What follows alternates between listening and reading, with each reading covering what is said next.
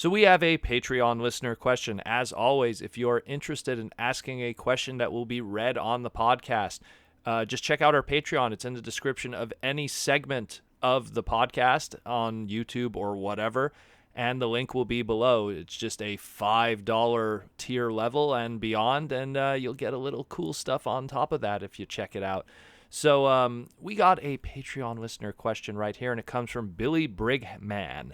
And Billy Brigman asks, I've been listening to your podcast for a few years now and looking forward to your regularly as provided up-to-date and valuable material for an old G1 fan such as myself. Thank you. And thank you, Billy, for that.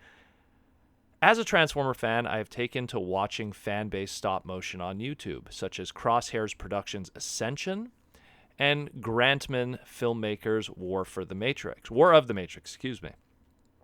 What other fan material would you recommend, and what is your favorites? Thanks again, Billy B.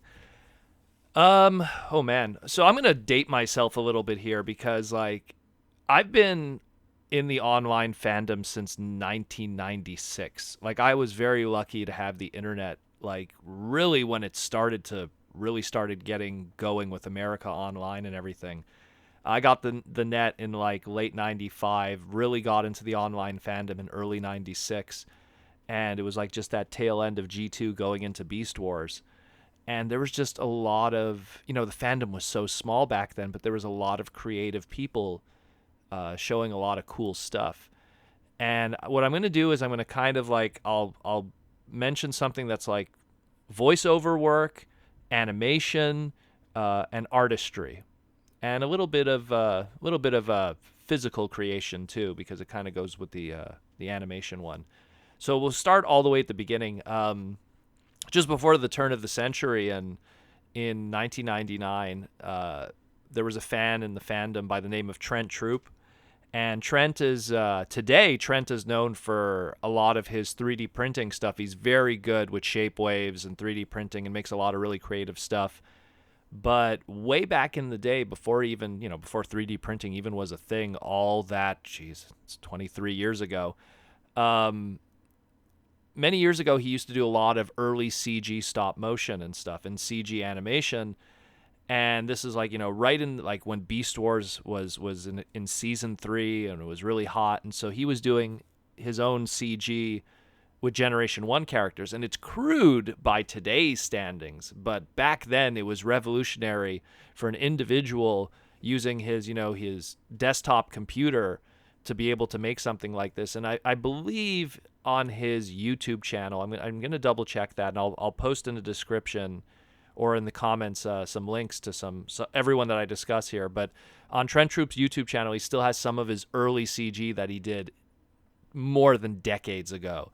And again, keep in mind how pretty cool it is, a lot of the stuff that he's done, but the fact that he made this 23, 25 years ago, way before this was super easy to do today. And he did I remember he did some music videos with They Might Be Giants using Generation 1 characters and it was just great stuff. And I remember just really liking it. Really warmed my heart back then, considering that, there just wasn't that much in terms of CG shows. I mean, CG today is everywhere. It's in movies and stuff, but to have some Generation 1 CG music videos that were made by a fan, it was just really cool stuff. And again, Trent today now known for all his 3D printing, and he does really cool stuff. Actually, recently he recently released a little accessory of the Covenant of Primus that you could use with a lot of your current modern Transformer characters, because it has a 3mm peg so you could hold it. Check that out. Definitely check out. I'm gonna link his YouTube channel, and I'll link his Shapewaves account, and you can check out the cool stuff he makes. He's a very talented dude, and he got a lot of opportunities to do some official stuff in minor capacities. He helped with Bakon with animations and stuff. So very talented dude creatively. Second one I want to bring up, and this one's about 15 years ago, and it was a very some people know this name, the name of Dr. Smoove. And Dr. Smoove was a fan that was really talented at just kind of taking pre-existing animation, dubbing over it, and making some really hilarious stuff. And if you visit his old YouTube channel, which has been defunct for I want to say 6 years now, 7 years now. But I mean, his YouTube channel was pumping out content as of like 14 years ago. And about, I want to say, I'm trying to remember which TFCon it was, but I want to say it was like 13 years ago. He put out his first real breakout video in the rude awakening of Optimus Prime. And all it was pretty much using, scenes from, Return of Optimus Prime Part 1 and 2, some scenes here and there from Dark Awakening, this and that. But I just remember like just how funny it was, and he did an incredible job. He did all the voices, and and it was just, oh god, like you have to understand, as I've been a lifelong Hot Rod fan, and I got used to, even in the early days of the fandom, of people going like, "Oh, you killed Optimus Prime," like Hot Rod killed Optimus Prime, and just like always having that part of me that could always make fun of it, like going, yeah, okay, Hot Rod killed Prime, we get it. And just the amazing line. I don't even want to say it because, I don't want to swear. You know what, I'll say it anyways. But it's like, there's just the line where Hot Rod's he's talking to Prime, and then like Optimus is just like, Hot Rod, Rodimus, I want to talk to you for a second. Give me back that fucking Matrix immediately. And it's just, I don't know. I remember seeing that, and I busted a gut. It was hilarious. It's all well done. And he would go on to do many others. He would do like one called SOS Wheeljack, Shockwave's Burden, Heavy Metal Fight. Like he did a whole bunch. He did G.I. Joe ones too. But very talented guy, hilarious stuff, very well done. And this was all done like 12, 13 years ago, which, I mean, some fans that might be listening to this podcast are like that age today. So it's amazing what he was doing back then. And it shows how much of an impact he made. Because I remember, I think it was like, I want to say like 4 years ago or 5 years ago, I was at TFCon and they were watching the 86 movie, and Cup comes on the screen. You just hear someone yell "shit piece," which is again from the Rude Awakening of Optimus Prime. Go watch it. If somehow you haven't seen this yet, go watch it. It's Dr. Smooth on YouTube. I'll link it in the comments of this segment. And another one that's just absolutely hilarious. And that was, again, something that was like almost a decade and a half ago. And the last one I want to talk about, and so we did, 3D printing and molding and stuff. We did animation. We did dubbing. Let's talk about art. Now, I've worked with a lot of artists throughout the years in the Transformer fandom. I was very lucky to work with some of the best, not just like, really talented guys, literally like the best in their field when it comes to Transformers. And I don't want to leave out anybody, but I want to mention one guy that just, in terms of uniqueness and just how everything is done differently, I mean, I don't want to leave out anybody, but I want to bring up Joshua Perez, aka Dimooch, in the Transformer fandom, and someone who's worked very heavily with Transformers throughout the years. And I think that if there's one artist that really knows how to, because I love fan wank, and he is just the king of it. Like, he really knows how to be creative and do a lot of weird, obscure stuff and weird, obscure art, or knows how to really put those nods and those really homages to things. I mean, when he worked with Andrew Griffith on the Robots in Disguise book, there was a lot of nails in the background, nails being like, background characters and stuff for Transformers in a lot of the books. And like almost every single nail was an homage to somebody. That's just how deep he works in his work. But when you go to his DeviantArt account, and I'll link it, and you'll just see he does art of anything weird. He'll do art of food fighters. He'll do art of like Beast Wars McDonald's toys. He'll do art of battle beasts. He'll do art of obscure characters through Transformers history.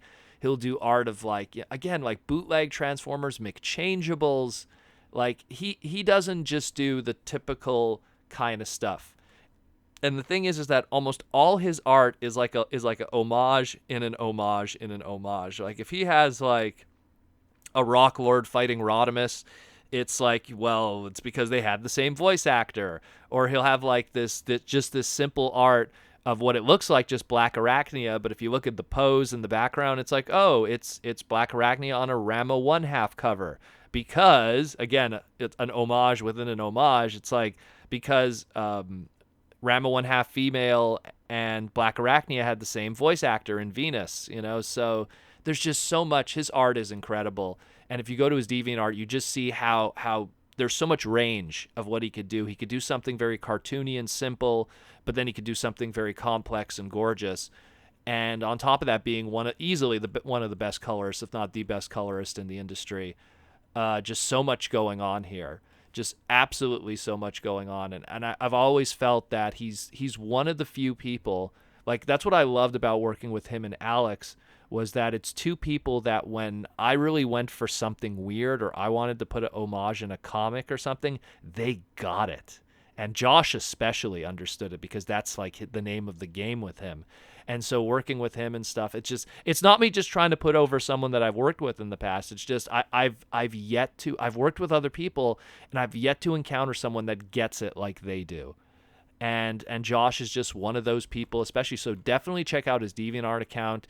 He doesn't post much art on Twitter, but I mean, check out his Twitter too. But definitely his DeviantArt account always is updated with new crazy stuff, and it just looks so good. Oh, it looks so good, all of his stuff. I can't mention it enough. I'm just scrolling through some of it now. It just makes me smile, just seeing like just everything, just all the stuff that he does, all the crazy stuff. So those are just some. I mean, I could go on and on. I've been in the online fandom for what feels like, oh my God, it's probably going to be going on almost 3 decades now when I think about it, but not yet, but soon. And it's just, you encounter so much creativity and so much stuff. But those were just some that, I mean, throughout my years were kind of little pillars of interest. And the beautiful thing about it is that all 3 of them today are still active in some shape or form, doing creative stuff still to this day. So you could still check out what they do. And they've all, the beautiful thing is all of them at some point went from being fans to then professionally working on stuff with Transformers in some shape or form. So that also makes me very happy. Even Dr. Smooth with his dub stuff, it ended up on the big crazy Shout Factory Matrix DVD box set, Generation 1. So even him, he got some kind of recognition for his amazing work. So I hope that answers your question, Billy. Once again, if you are interested in a Patreon listener question, check the description. There's tons of opportunities, tons of cool stuff, and that is that. So thanks again for listening.